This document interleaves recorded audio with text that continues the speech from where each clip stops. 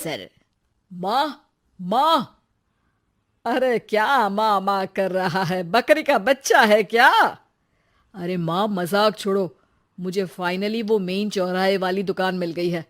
अब देखना, आपका बेटा दुगनी स्पीड से पैसा कमाएगा। ओफो, ये क्या? मेरी ऑनलाइन मेकअप क्लास चल रही है। इतनी जोर से क्यों बोल रहे हो आप दोनों?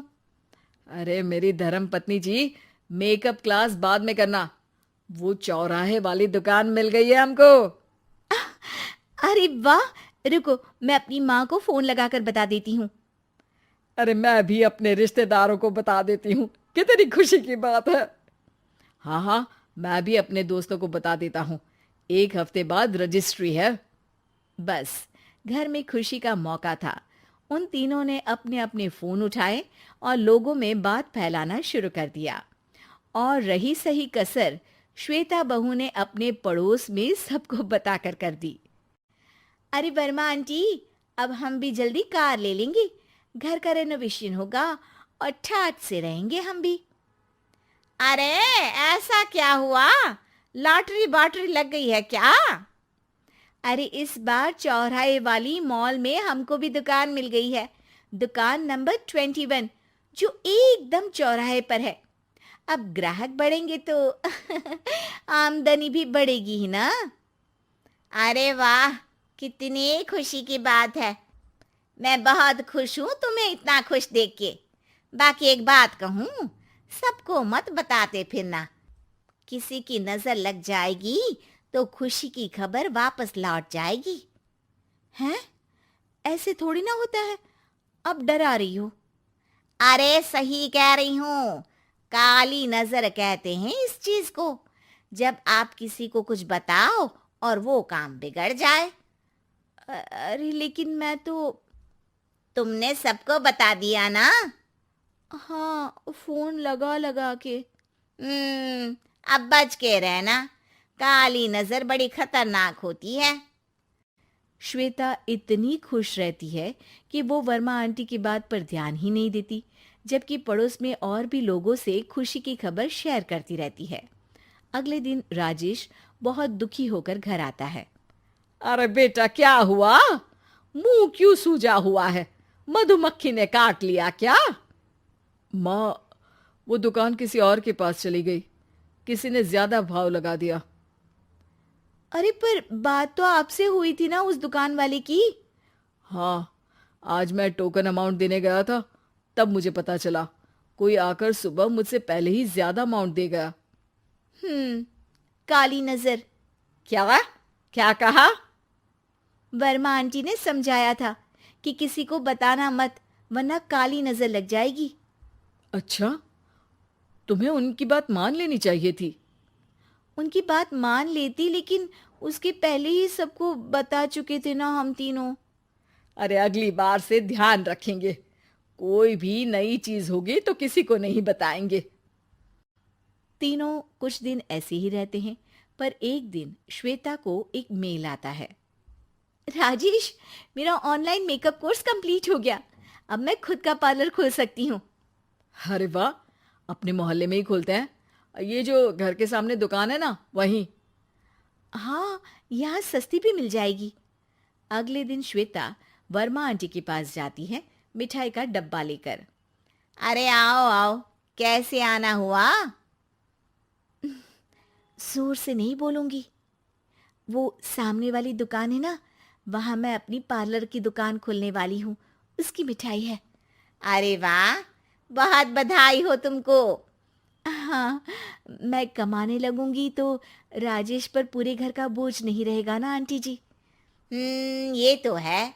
पर ये बता कि तूने ये बात किसी और को तो नहीं बताई ना? अरे नहीं नहीं, पिछली बार गलती कर दी थी। काली नजर लगी किसी की और राजेश के हाथ से वो दुकान चली गई थी। सबको मत बताना। चलो मैं चलती हूँ, कल दुकान की बात करने भी तो जाना है। अगले दिन श्वेता दुकान के लिए मालिक से बात करने जाती है। अरे लेकिन दुकान तो हम कल रात को ही किसी को दे चुके हैं। कल ही? हाँ, कल ही। 2 दिन बाद कोई यहाँ पार्लर भी खोल लेगा। अब कहीं और दुकान देख लीजिए। अरे पर हमको भी तो पार्लर ही खोलना था। हाँ भाई, ये एक ही दुकान है, आधी आधी तो नहीं दे सकता ना मैं। राजेश और श्वेता घर पर हताश होकर आ जाते हैं। इस बार तो किसी को बताया भी नहीं था, अब किसकी काली नजर लग सकती है। सुनो, तुमने माँ को बताया था क्या? अरे कैसी बात कर रही हो, माँ की नजर थोड़ी ना लगेगी। पक्का तुमने किसी को नहीं बताया था ना? सिर्फ वर्मा आंटी को बताया था, उन्होंने ही मुझे किसी को नहीं बताने को कहा। अरे यार, तुम भी सही हो। मेरी माँ को नहीं बताने को कह रही हो, पर वर्मा आंटी को बताना तुम्हें जरूरी लगा। अरे वर्मा आंटी ने ही तो काली नजर के बारे में बताया था ना, वो हमेशा हमारा भला ही तो चाहती हैं। मेरी माँ भी हमारा भला ही चाहती है। अरे पर चिल्ला क्यों रहे हो? बात नहीं कर सकते क्या आराम से? नहीं आता वो आराम से बात करना, और करना भी नहीं चाहता हूं मैं। दुकान जाने का दुख गुस्से में बदल गया था और राजेश और श्वेता में बात बंद हो गई थी। 2 दिन बाद मोहल्ले में पार्लर का इनॉग्रेशन हुआ, जिसमें मोहल्ले के सभी लोगों को बुलाया गया, पर श्वेता, राजेश और माँ नहीं जाते। माँ, अंदर आ जाओ, क्या देख रही हो? अरे नया पार्लर देख रही हूं अपने आंगन से। देखो, माँ को दूसरे का सुख देखने में कितना मजा आ रहा है, मेरा दुख नहीं दिख रहा इन्हें। यहाँ मेरा पार्लर भी तो हो सकता था। अरे चुप रहो यार, हर बात में लड़ाई क्यों ढूंढ रही हो? राजेश और श्वेता फिर बहस करने लगते थे। तभी माँ ने दोनों को बाहर बुलाया। अरे जरा देखो तो, दुकान चलाने वाले का बोर्ड पर नाम क्या लिखा है? श्रुति वर्मा। गाड़ी निकाले बेटा, हमें कहीं जाना है। काली नजर का इलाज कराने? राजेश अपनी बाइक निकालता है। तीनों ट्रिपलिंग कर रहे हैं। माँ राजेश को उस मॉल वाली दुकान पर लेकर जाती है जहां राजेश अपनी दुकान खोलने वाला था। यही दुकान लेना चाहता था ना तू? हाँ, पर इनको भी दुखी करने लेकर आई हो क्या यहाँ पर दुकान दिखाकर? वहां काफी नहीं था? अरे श्वेता, थोड़ा सब्र रख, अभी पता चलेगा कि हम यहाँ क्यों आए हैं। बता, इस दुकान चलाने वाले का नाम क्या है? अनुपम वर्मा। कुछ समझ में आया? वो दुकान वाली श्रुति वर्मा, ये दुकान वाला अनुपम वर्मा, और हमारे पड़ोस में हमने उस दुकानों के बारे में बताया किसको था? अब वर्मा आंटी को। मतलब वर्मा आंटी ही हमारा काम बिगाड़ रही है? नहीं नहीं, ऐसा नहीं हो सकता, ये बस इत्तेफाक है। राजेश अपना फोन निकालता है और श्रुति वर्मा और अनुपम वर्मा के नाम फेसबुक पर सर्च करता है, जहां ये दोनों ही वर्मा आंटी के रिश्तेदार होते हैं। श्वेता को समझ में आ जाता है कि वर्मा आंटी की ही नजर खाली नजर है। अब क्या करना है? कोई भी खुशी की खबर हो तो काली नजर से बचना है, यानी वर्मा आंटी से बचना है।